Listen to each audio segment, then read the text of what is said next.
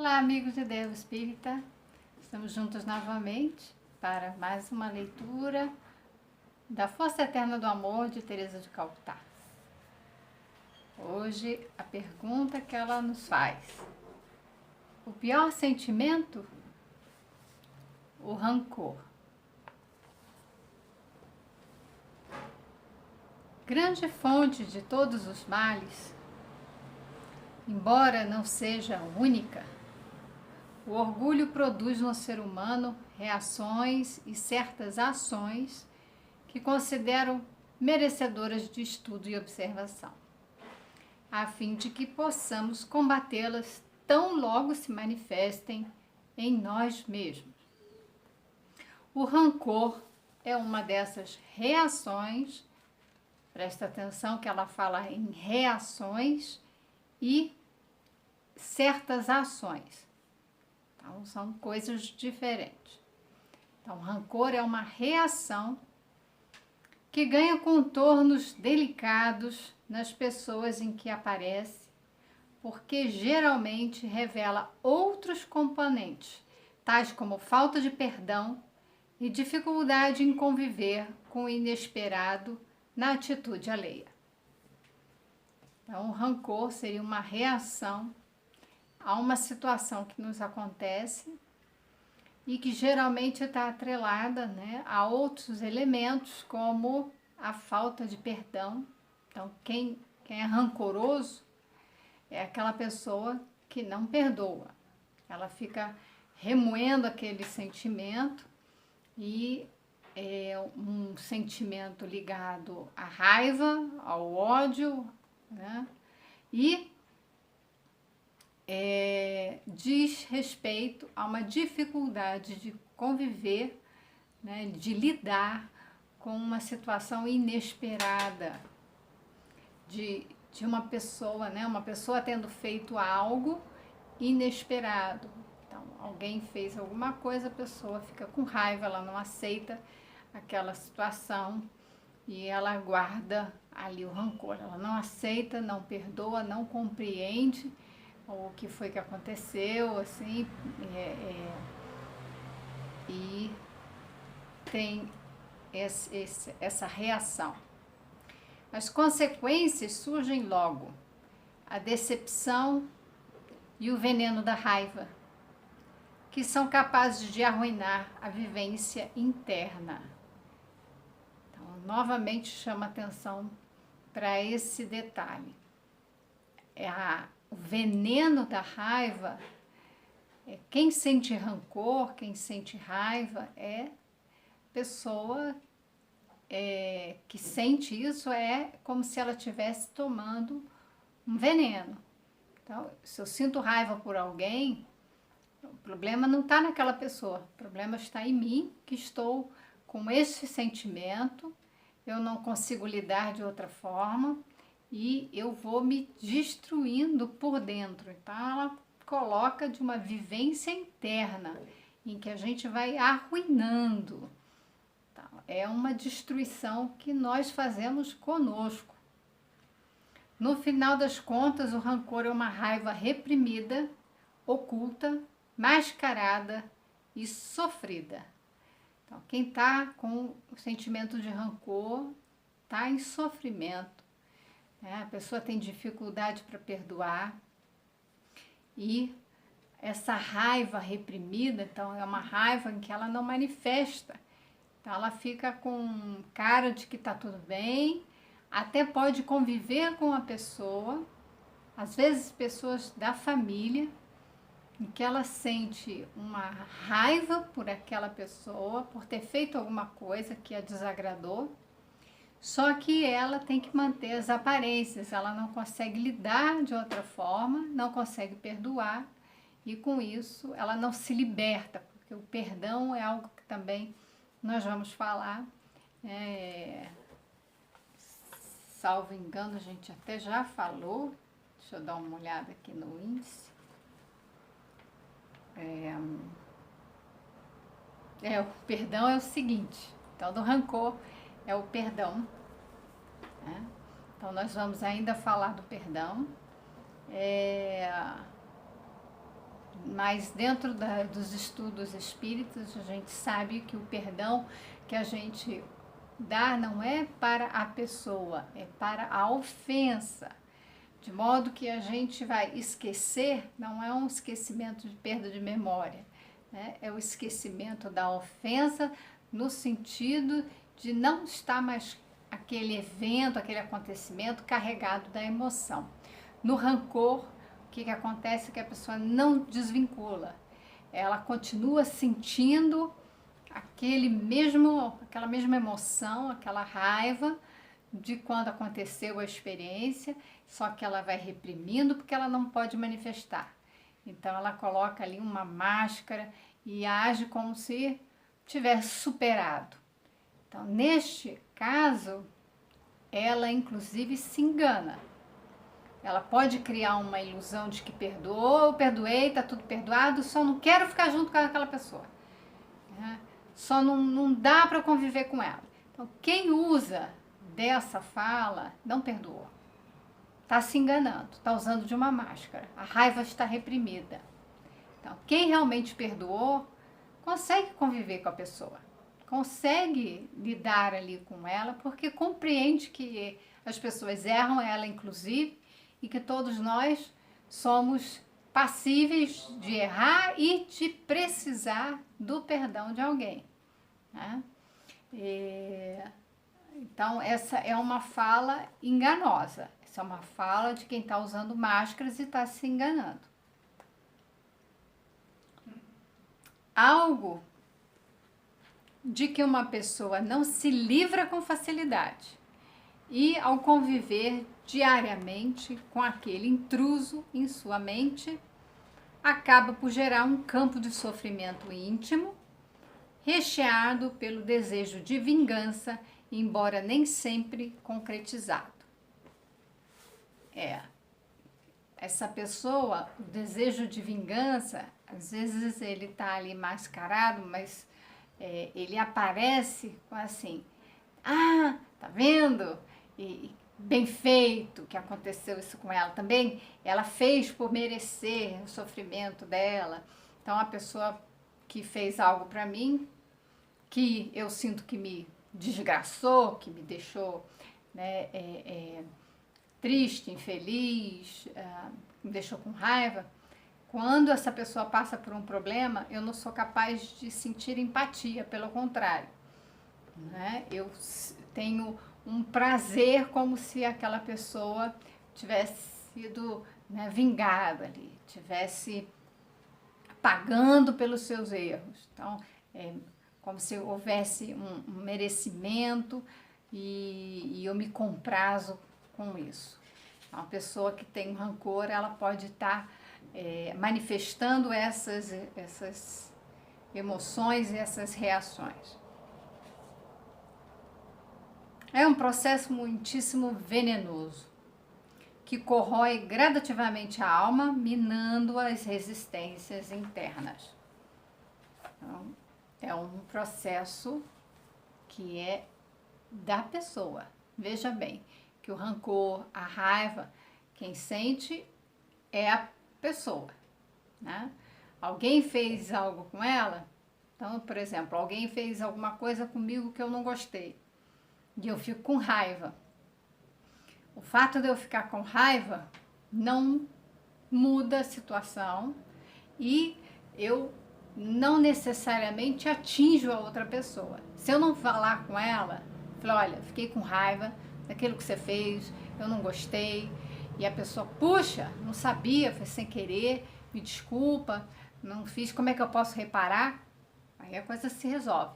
Mas, né, eu posso não falar com aquela pessoa, guardar isso para mim e ficar ali jogando energia ruim para outra pessoa, porque eu tô com essa energia ruim em mim.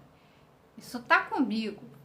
E aí, a pessoa, às vezes, tá em outra sintonia, nem chega a sentir o cheiro da minha raiva, mas eu tô com ela. E ela vai começar um processo destrutivo, né, que ela falou, é um veneno. Vai começar a corroer é a alma e vai depois transparecer no corpo físico. Então, daqui a pouco, quem tem muito rancor, quem tem vontade de se vingar, né, vai transparecer no físico através das doenças.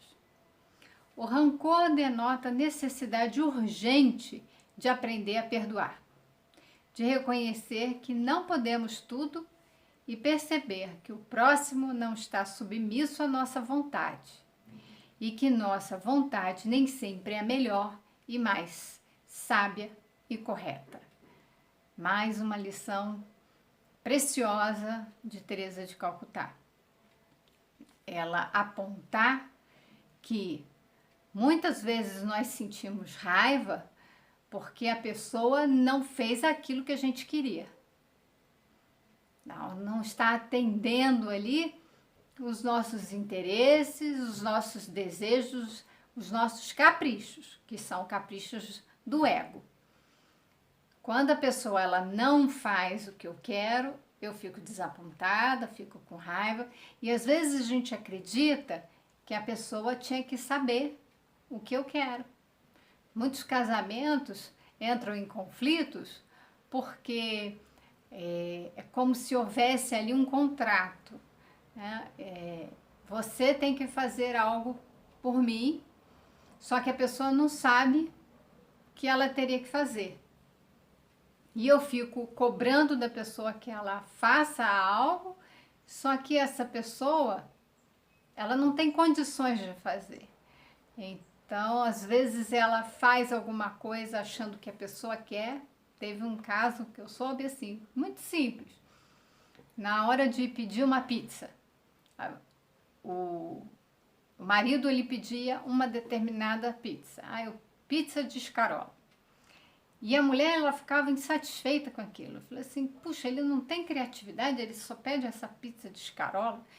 Mas ela não conversava com ele, de perguntar para ele. Até que numa reunião com amigos, a tal pizza de escarola foi pedida pelo marido. E ela disse, tá vendo? Eu não disse para você? Ele sempre pede essa pizza de escarola. E ele não tem criatividade, ele não pede outra coisa. Não sei como é que ele gosta disso. E essa pessoa, que é a amiga, que foi lá convidada, né, para passar ali aquele momento com o casal, perguntou para ele, nossa, você pediu pizza de escarola, você deve gostar muito de escarola. Ele, na verdade, não. Eu penso e sempre peço para agradar a minha esposa, porque eu sei que ela gosta.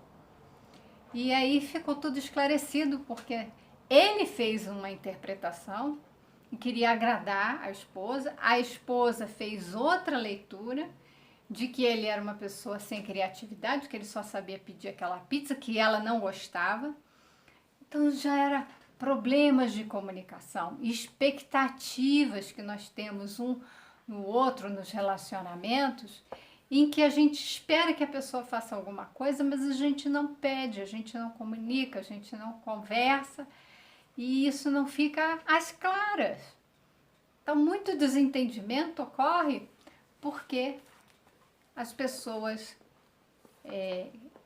guardam expectativa e essas expectativas são frustradas e não há, então, uma conversa para se entender e resolver isso.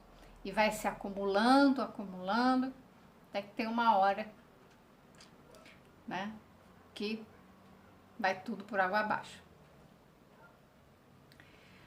Também ela fala que a nossa vontade nem sempre é melhor. Quando a gente tem a vontade de alguma coisa, mas a pessoa pode argumentar que, olha, eu não vou fazer o que você quer, porque o que você quer não me parece razoável. Que tal se a gente fizer de outra forma? E a pessoa ficar aí, lembra as reações das crianças de bater o pé. E não, mas eu quero, não adianta argumentar, né? Porque eu quero que seja do meu jeito. E eu não admito que o meu jeito seja contrariado, a forma como eu penso, ela seja questionada, criticada. O que eu penso é a verdade e eu tô certa, embora tudo esteja apontando para um erro ou para a forma que o outro pensa como uma melhor solução do problema. Mas aí nós estamos tratando dessa raiz, que é o egoísmo, mas as nossas reações diante das situações é com raiva, com frustração. É uma emoção que vem impulsiva diante desses acontecimentos. E aí a gente tem que começar a trabalhar a humildade de reconhecer que nem sempre a gente está certo, nem sempre a nossa forma de pensar é a correta e que nem sempre o outro vai estar à nossa disposição para fazer o que a gente quer. De forma mais superficial, a raiva por si só pode ser um canal de protesto contra alguém ou alguma situação indesejável que não produza felicidade e satisfação. Então, quando o ego se sente ferido, quando a pessoa se sente ameaçada ou acuada diante de algo que a incomoda, é de se esperar, ao menos até certo ponto, que reaja com medo ou com raiva.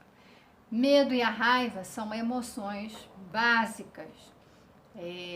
Esperado que nós tenhamos em determinadas situações para nos proteger, para assegurar a nossa sobrevivência. Então, o medo até certo ponto, a raiva até certo ponto, é uma reação esperada e ela tem um propósito. Ela tem que ser usada naquele momento e encerrada. Não pode ficar ali o tempo todo com medo, o tempo todo com raiva, porque aí isso vai nos afastando de uma condição de bem-estar, o que a neurociência vai chamar então de emoção negativa. Mas ela tem um propósito. Né?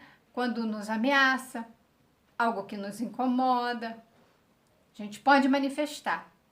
A emoção vem, ela é automática, não tem como não sentir medo, não tem como não sentir raiva. Acontece que somos seres racionais, somos seres que têm capacidade de pensar. Então, eu senti a raiva, é parar para pensar. O que está acontecendo que eu estou sentindo raiva? Nesse momento, eu estou com vontade de agredir, porque a raiva, ela tem toda uma reação fisiológica para que a gente movimente, o punho para socar, os dentes, para morder. Tanto que criança, quando está com raiva, ela desenha os dentes pontiagudos. E quem está com medo, o tremor, certo frio, uma vontade de fugir. Então, o corpo ele se prepara de uma forma reativa, por isso que é uma reação, para fuga ou luta. Acontece que quando a gente pensa e elabora essa emoção, a gente pode agir de forma controlada. Então, essa é a grande diferença que fez com que o Mahatma Gandhi, ele tem um livro escrito pelo neto dele, A Virtude da Raiva, porque esse neto ele sentia muita raiva e ele foi viver com Gandhi por 2 anos e ali ele aprendeu que Gandhi também era uma pessoa que sentia raiva. Agora, ele dava outro direcionamento. Ele aprendeu a reconhecer a raiva como uma emoção e canalizá-la para algo útil. E não ficar com ela remoendo, virando rancor, com sentimento de vingança. Pelo contrário, ele foi um representante da paz. Ele foi um pacificador. E as atitudes dele eram movidas pela indignação que ele ficava diante dos acontecimentos com a Índia, com a população da Índia, submissa ali ao poderio da Inglaterra. E então ele queria a independência da Índia. E ele lutou por isso, mas de forma pacífica. Embora ele ficasse com raiva e indignado. Mas ele transformava isso em potência. A raiva, ela tem uma energia, ele utilizava essa energia, né, essa potência, essa energia, para uma finalidade pacífica. Então ele não agredia, ele negociava, ele fazia os jejuns, ele fazia protestos, né, mas pacíficos, para mostrar que o amor, ele tem mais força, né, que existe ali nessa resistência, na não violência, mais força do que a violência. Que é mais poderoso, como Jesus fez. Né? Jesus em nenhum momento, ele que curou tantos, em nenhum momento usou para si próprio, para se beneficiar. Então ele tinha esse poder todo, mas ele não escapou da cruz. Então ele foi de forma pacífica, porque os mansos e pacíficos herdarão, né, a terra, terão o reino de Deus, a paz dentro de si. Então, o ego ferido, ela toca nesse assunto do ego, é a questão do orgulho ferido, o ego ferido, se trata ali do nosso ego.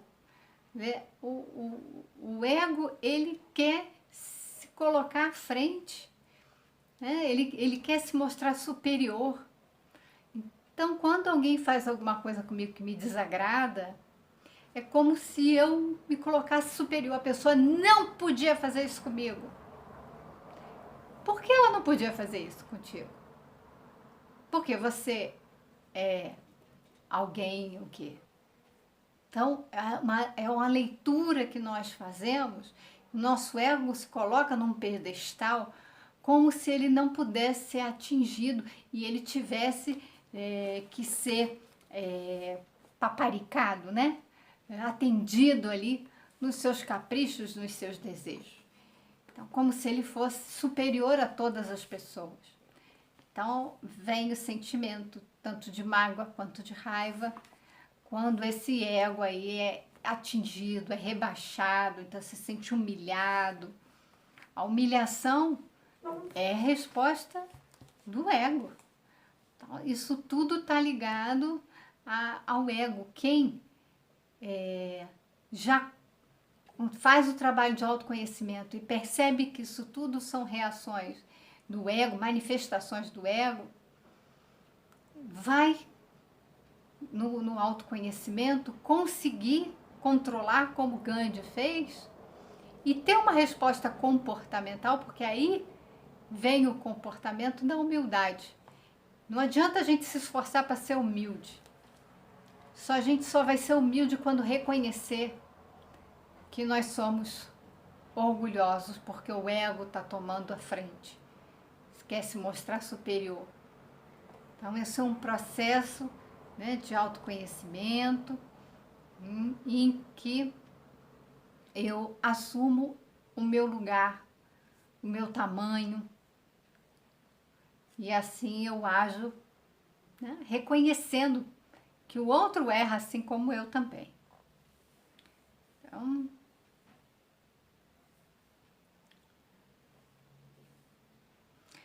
essa análise, ela é válida se falamos da raiva pura e simplesmente.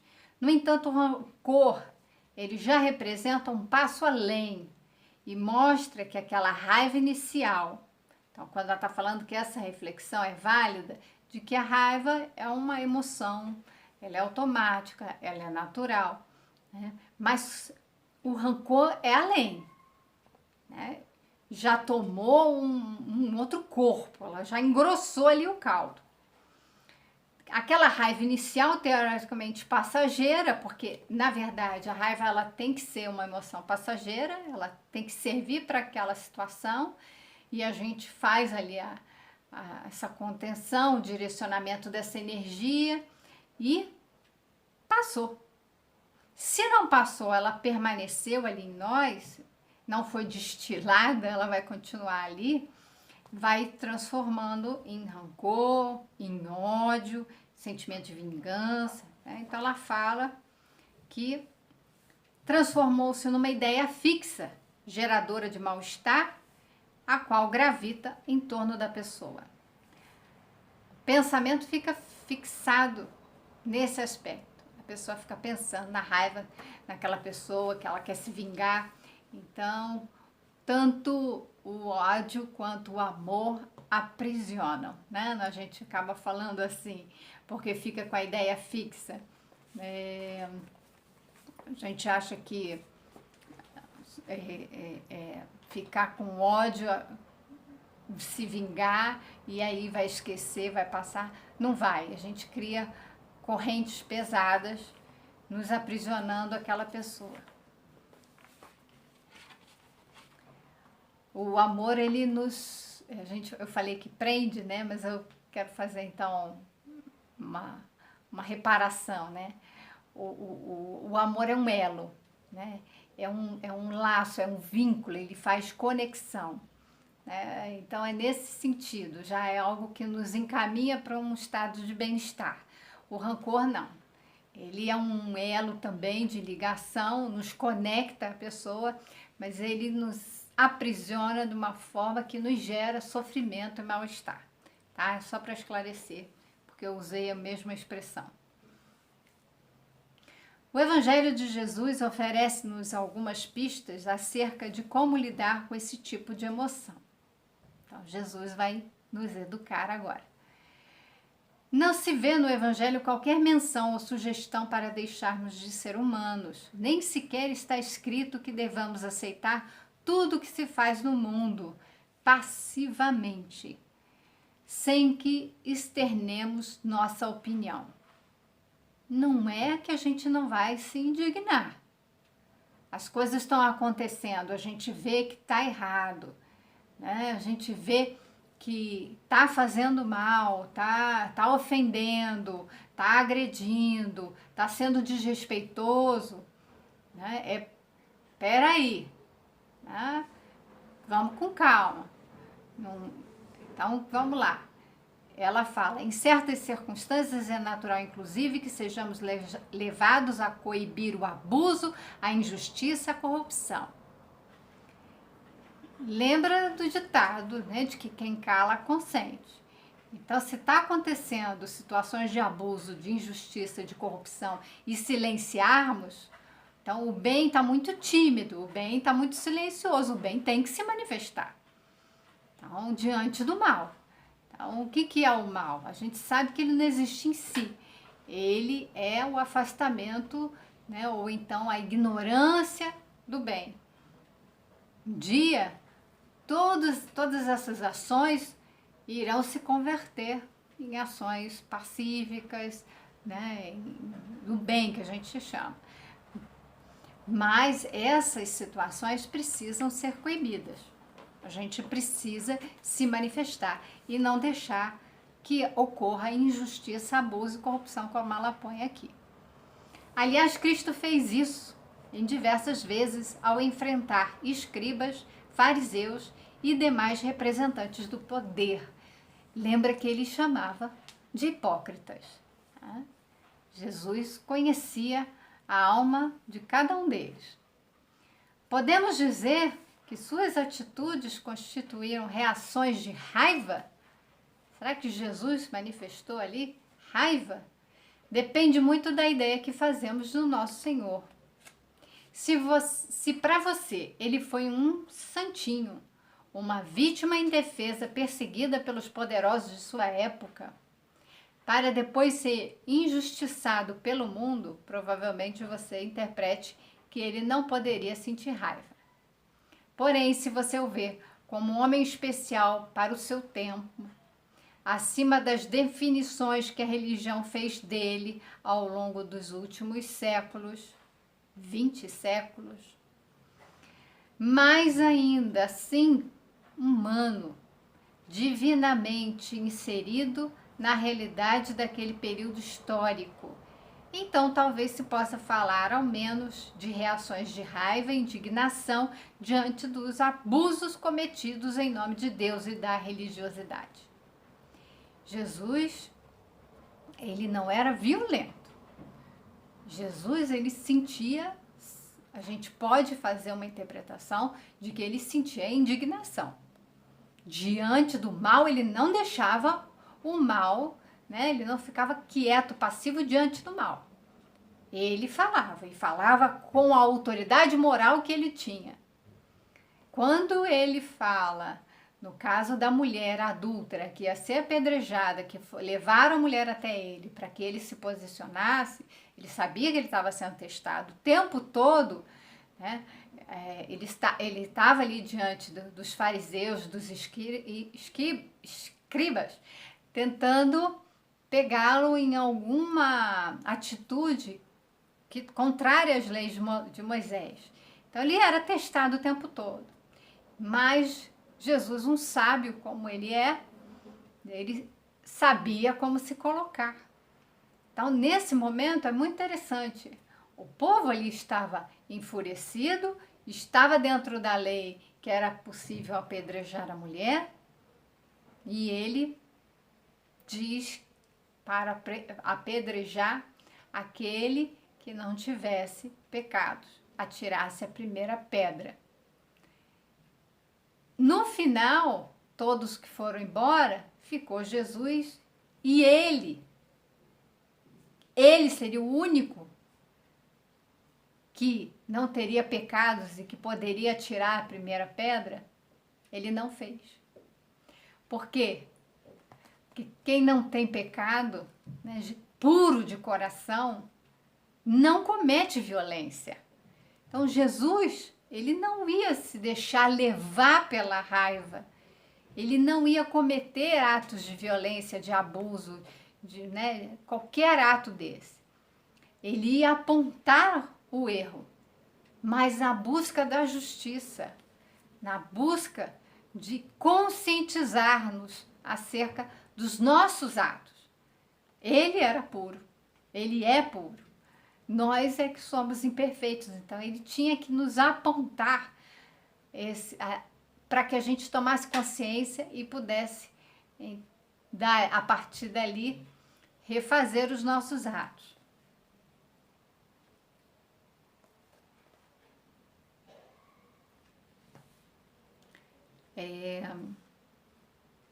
Se você o ver como um homem especial, já falei, né? Apesar disso, qualquer que seja a ideia que você faça de Cristo, em momento algum há margem para interpretar suas ações e atitudes movidas ou motivadas pelo rancor. Não há margem.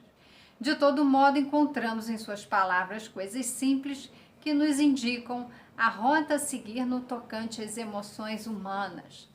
O mandamento maior, amai-vos uns aos outros, está em João 13 e 15. O conselho para perdoar 70 vezes 7 vezes, Mateus capítulo 18. O brado sobre a cruz, Pai, perdoa-lhes, pois não sabem o que fazem, Lucas capítulo 23. São apenas algumas dicas que apontam um roteiro de não agressão, um caminho de libertação íntima e prévia de qualquer resquício de rancor. Então, esse é o caminho da libertação. Nós podemos sentir a raiva, mas nós não vamos ceder a ela. Uma vez exemplificados por Cristo, seus ensinos, mesmo considerando a hipótese de que tenham sido deturpados ao longo dos 2000 anos que nos separam daquela época, são como faróis que brilham semelhantes a estrelas. Há uma constelação a nos guiar na maneira mais indicada e prudente de agir e reagir em face das inúmeras situações desafiadoras que encontramos em nossa jornada no mundo, as quais podem incitar sérias indignações. Diante da nossa jornada no mundo, nós vamos nos deparar com situações que vão mexer com esse nosso emocional, né, de ficar com medo, com raiva, com alegria. Nós vamos nos deparar com esses cenários todos. E também de sentir a indignação. Mas tendo os ensinamentos de Jesus como faróis, como roteiro para a nossa vida, ele, modelo e guia da humanidade, nós não vamos agir de forma imprudente e de forma rancorosa. Não se enganem com tudo, pensando que esses ensinamentos de Jesus Cristo, a que me refiro, sejam apenas frases religiosas, mandamentos ou conselhos voltados para religiosos, como a tradição com frequência nos leva a crer. Pessoalmente, aprendi em minhas meditações, em minhas leituras diárias, que as máximas encontradas no Evangelho são atitudes inteligentes, de boa convivência e de paz interna, íntima. Isso é muito importante da gente dizer também. Nós estamos vivendo um momento de pandemia, a gente repete isso sempre. A criação dos vídeos foi nesse cenário de produzir alguma coisa enquanto estamos em isolamento, enquanto não dá para voltar às casas espíritas para os trabalhos. Então, isso foi algo de bom, porque muito tem se produzido e o mundo inteiro pode ter acesso. Então, não é só assistir uma palestra dentro de uma casa espírita, mas a gente pode assistir aulas, palestras e meditações. A gente pode ter acesso através desses canais de rede social, de vídeos e uma série de aprendizados e informações. Então, isso tudo nós podemos nos aprofundar nos estudos, nós podemos ir conhecendo aqui os ensinamentos de Jesus, e isso é que eu tenho percebido nesses trabalhos, todos se convergendo para a necessidade da gente se voltar para o Evangelho de Jesus. Então, um momento muito importante para que a gente possa aproveitar. Então, a pandemia é para que a gente volte para dentro, para busca da paz íntima, da paz interna, para o autoconhecimento. Não é para a gente ficar aqui aguardando uma vacina para depois ir para tocar a vida como era antes. Ela não pode voltar a ser como era antes. Não dá mais. O pedido é para que a gente se interiorize, para que a gente faça esses estudos das nossas emoções. Como no capítulo anterior, ela falou da necessidade da educação das emoções, dos sentimentos, dos pensamentos. Nós precisamos sair dessa pandemia reformados nas nossas emoções, reformulados nos nossos pensamentos, no nosso caráter. E o caminho, o nosso modelo e guia é Jesus. Precisamos resgatar o seu Evangelho. Talvez ainda durante muito tempo tenhamos que conviver com a indignidade, reagindo a ela, sem encobrir ou ignorar o mal e as coisas realmente ultrajantes ou aviltantes. Mas daí a cultuar o rancor dentro de nós, a distância é grande. Então, nós vamos ainda ter que lidar com o mal por algum bom tempo. Lembrando os ensinamentos dos espíritos, acerca dos mundos, estamos no mundo de provas e expiações. O mundo de regeneração é um mundo que a gente ainda está num processo de transição. E o mal ainda existe e existirá porque o mal está em nós. A raiz de todos os males é o egoísmo, é o excesso do nosso ego. Enquanto a gente não souber equilibrar esse ego e permitir que a nossa essência divina se manifeste, esse ego vai continuar aí dando as caras e fazendo os seus estragos, né? Querendo se colocar superior a todo mundo em detrimento dos demais. Então, nós vamos lidar com situações ultrajantes, aviltantes, humilhantes, nós vamos lidar com violências e nós vamos nos sentir indignados, mas dali para o rancor é um salto grande, que é não usar essa energia, né, a potência que tem dessas emoções canalizadas para uma atividade útil, transformadora. Se você quer construir o bem, está indignado com alguma coisa, construa, né? Então, assim, eu fico muito indignada com o desmatamento. Então, eu vou reunir um grupo de pessoas, vou pegar uma área e vou transformar num jardim, vou plantar e vou... Então, eu vou fazer alguma coisa para reverter aquilo que me deixa indignada.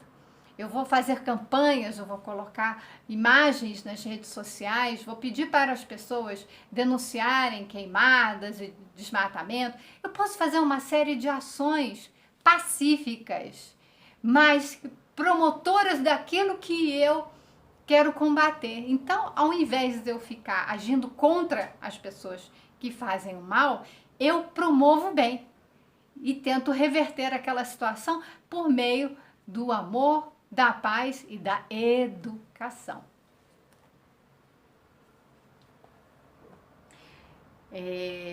Essa prática apenas nos fará infelizes, então, quem ficar com rancor, né? Determinando o nosso estado de humor, nossa qualidade de vida e de felicidade. Portanto, mesmo para quem crê que a personalidade de Jesus Cristo seja uma invenção para distrair multidões e religiosos em geral, não se pode negar que em suas palavras encontramos farto material para trabalhar dentro de nós as questões mais urgentes, desafiadoras e problemáticas. Voltemos para o estudo do Evangelho de Jesus. No que tange ao rancor, sem dúvida, é um dos diversos aspectos de nossa personalidade que devemos abordar, embora sem depositar cobranças indevidas sobre nossos ombros, porém investindo pesada e intensamente, a fim de que estabeleçamos um clima de melhora interior, coerente com a felicidade que buscamos, com a satisfação que desejamos obter. Então, nós busquemos fazer algo que esteja em coerência com aquilo que nós acreditamos e queremos para o mundo. Tenham todos um dia de paz. Deus nos abençoe e até o nosso próximo encontro.